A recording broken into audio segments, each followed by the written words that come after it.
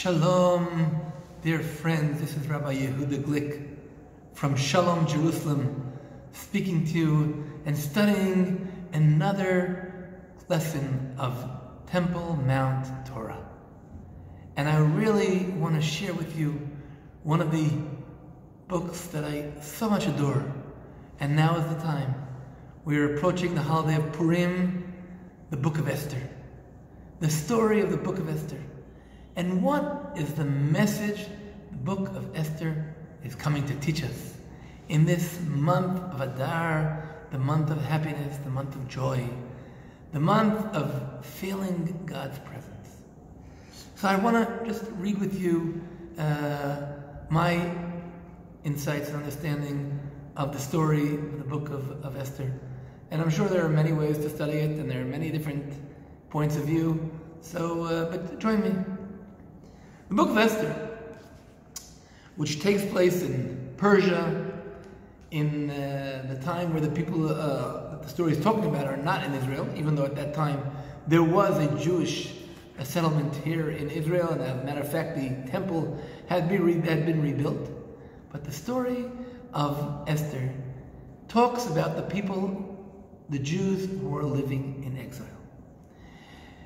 It tells a story in the time of the king of Ahasuerus, where there's an immediate danger. Haman, one of Ahasuerus' top servants, comes to Ahasuerus with the offer, let's get rid of all the Jewish people. They're a nation, they don't keep your laws, they live all over, they're scattered all around your kingdom. Come on, I'll even give you like a good sum of money. Let's bring this issue to an end. Let's bring a final solution. And Ahasuerus surprisingly says, yeah, go for it. And in chapter 3, we see the development of sending out the books to all of the cities of Persia.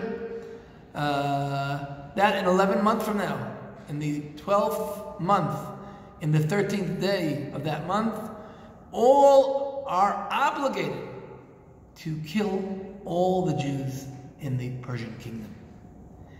And we're talking about a Persian empire, which is 127 different states. All the Jews are to be killed.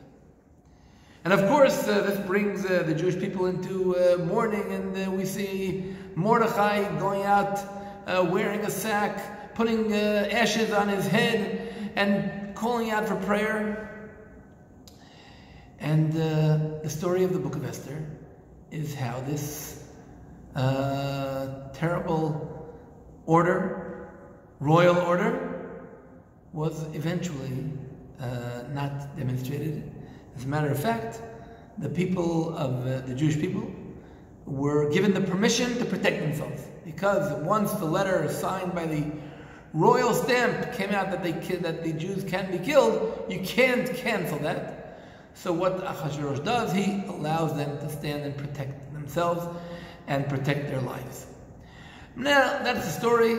It's written in a satiric way. It's enjoyable to read.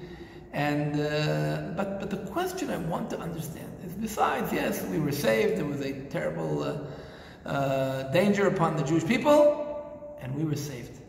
But what, besides the story that we were saved and we celebrate it, what is the book of Esther trying to teach us?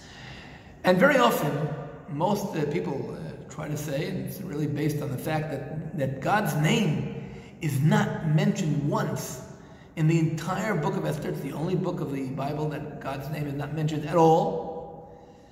And many people say that the story, the secret of the book of Esther is trying to tell. I heard it even from my good friend Rabbi Chaim Richman in a lesson on the portion of Truma, which he gave just a few days ago.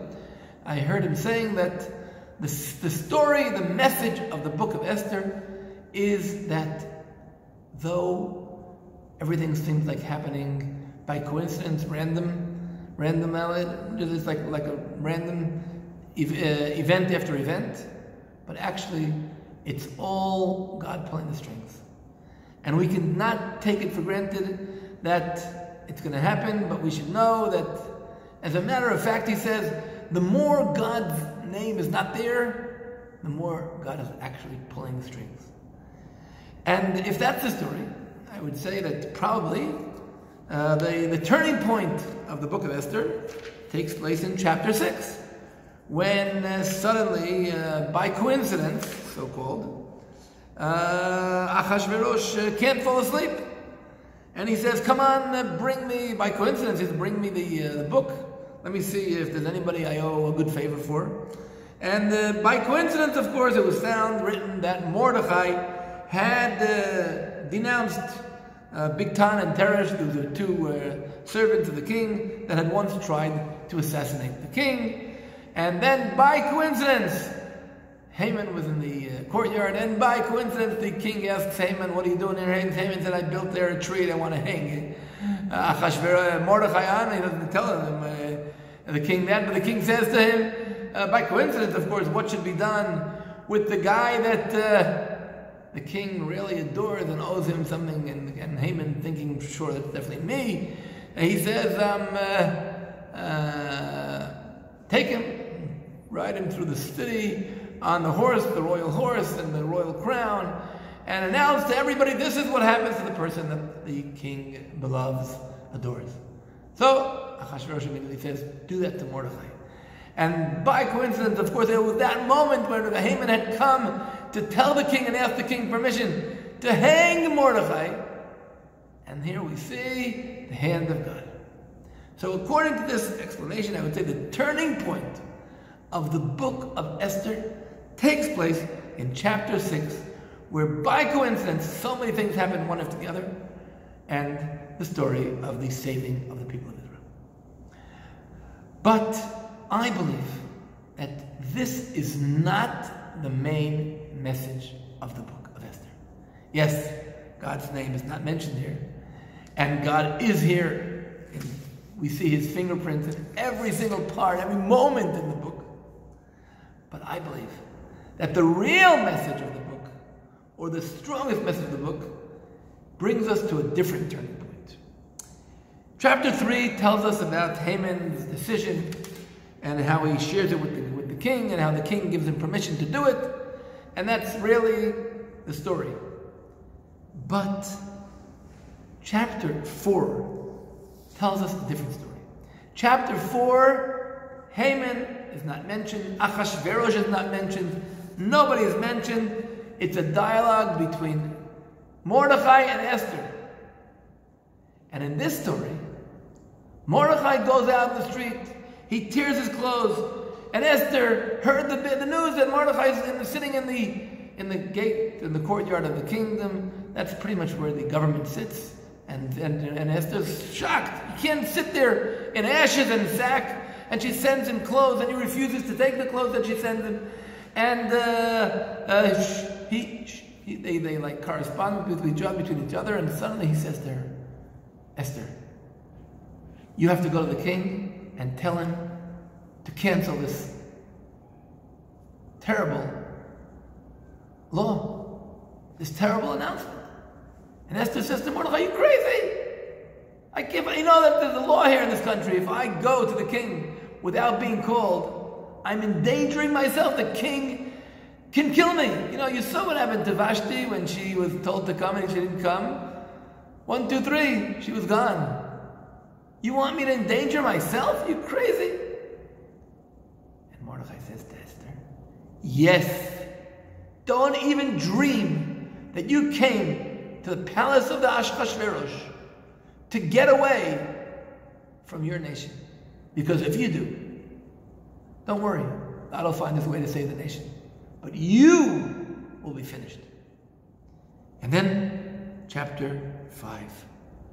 On the third day, Esther dresses up and she goes to the door of the room of Achashverosh.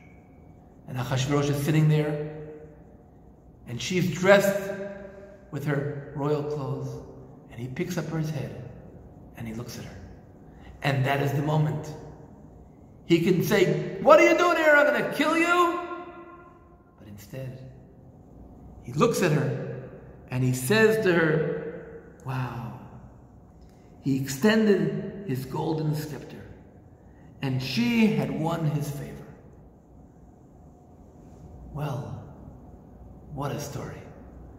And this leads to the next party, or the party that Esther, the banquet that Esther had requested to sit. And then the next chapter, chapter 6, is where the coincidences happened.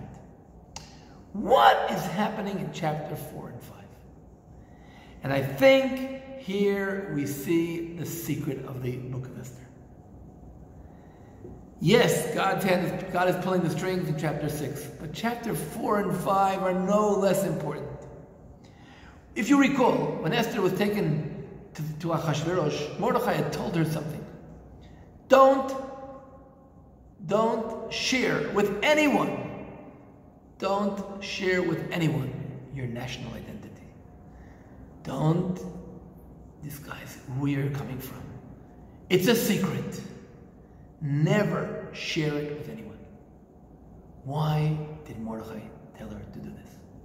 Well, sometimes we think maybe he told her because, it may not be so, maybe a little dangerous. That people know you're Jewish, it'll endanger you. But I think that the story is a different story. Both Mordechai and Esther had Hebrew names, but they called themselves Mordechai and Esther. They were like third, fourth generation of Jews living in Persia. They took upon themselves Persian names. They wanted to assimilate themselves in Persia. They didn't want anybody to know they're Jewish. They wanted to be Persian. And then comes this moment. The moment that Haman lets out the notice to kill all the Jews. Here, Mordechai tells to Esther, yes, until now, we didn't tell anybody who we are. It was a secret. But now, the secret is going to be exposed. Why? Because you have an obligation. You were sent to the palace to be devoted to your people, to be committed to your people. And the secret word is commitment.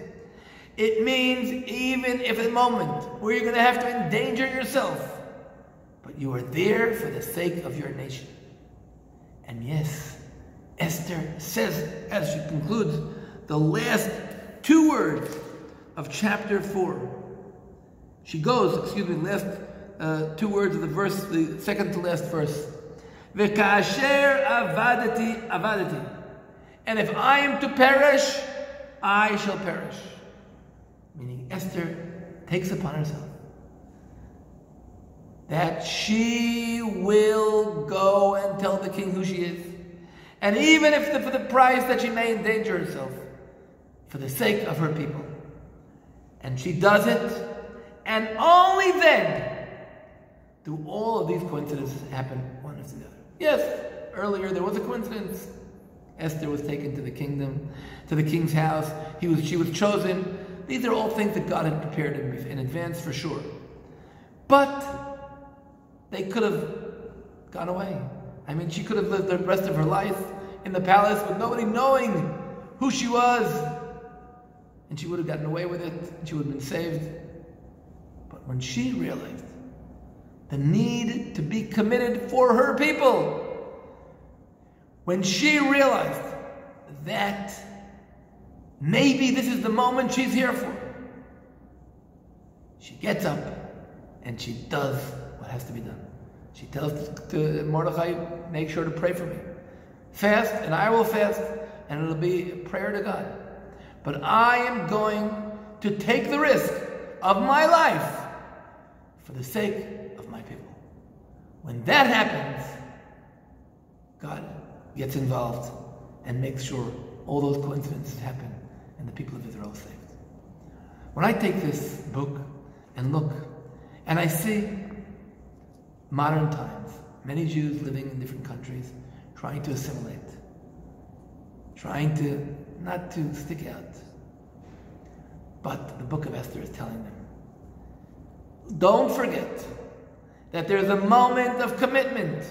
that you have to devote your life for the sake of your people, for the mission, the assignment that God has appointed upon you.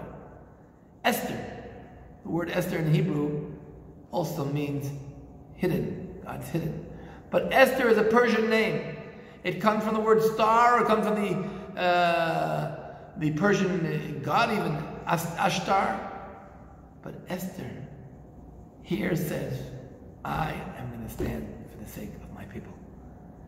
And here we are in Purim, when we are filled with joy, when we are joyful and happy and celebrating, we are saying we are not only there for ourselves. How are we told to celebrate the holiday of Purim? If we peek in the book of Esther, in chapter 9, where they discussed exactly how the people are to celebrate the Purim, it says very carefully, in verse 22 in chapter 9, Yemei Mishteh v'Simcha, days of feast and merrymaking, an occasion of sending gifts to one another and presents to the poor. Gifts to one another and presents to the poor. What is that? Gifts to one another means when you go out of your sphere of comfortability and you remember the other, you remember that there is somebody else, a friend, and you remember that there is an other who may be in need, the poor. There you express that you're here not only to celebrate joy, you're here to care for the other, to care for your neighbor, to care for those who are in need. This is the joy of Purim, because the joy of Purim was that Esther decided not to stick to the comfort zone, but to get up and be committed to her people, care about the others, and save the Jewish people, which she did by that action, with the intervention of God. But God got involved when he saw that man, Esther in this case, got up and took action. Happy, joyful month of Purim, month of Adar, holiday of Purim, from the city of Jerusalem, in the independent state of the Jewish people, where the people of Israel have come back home and don't have to try to disguise their Jewish identity at all, because this is our home, the home of the people of Israel, the home chosen by God, the city of Jerusalem in Israel. Shalom from Jerusalem.